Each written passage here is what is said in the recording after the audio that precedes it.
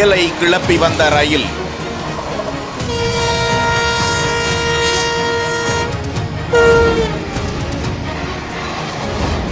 சோதனை ஓட்டத்தில் சாதனை படைத்த எக்ஸ்பிரஸ்.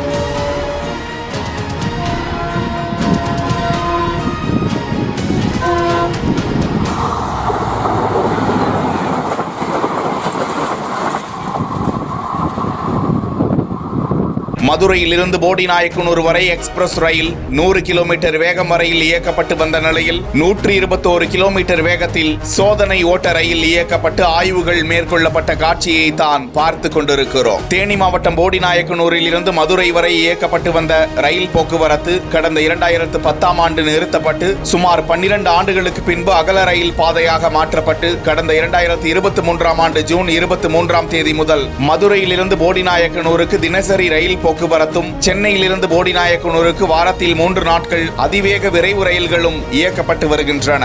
அந்த ரயில்கள் 90 கிலோமீட்டர் வேகத்தில் இருந்து 100 கிலோமீட்டர் வேகம் வரை இயக்கப்பட்டு வரும் நிலையில் விரைவில் அந்த வழித்தடத்தில் மின்சார ரயில் போக்குவரத்து தொடங்கப்பட இருக்கிறது. இந்த நிலையில் அந்த வழித்தடத்தில் தண்டவாளங்களில் ஏற்படும் அதிர்வுகள் அழுத்தங்களை கண்டறியும் வகையில் தானியங்கி தொழில்நுட்ப அமைப்புகள் கொண்ட அலைவு கண்காணிப்பு அமைப்பு கொண்ட ரயில் 3 பெட்டிகளுடன் மதியம் 2:30 மணியளவில் மதுரையிலிருந்து புறப்பட்டு 3:35 மணியளவில் சுமார் 1 மணி நேரம் 5 நிமிடத்தில் போடிநாயக்கனூர் வந்தடைந்தது.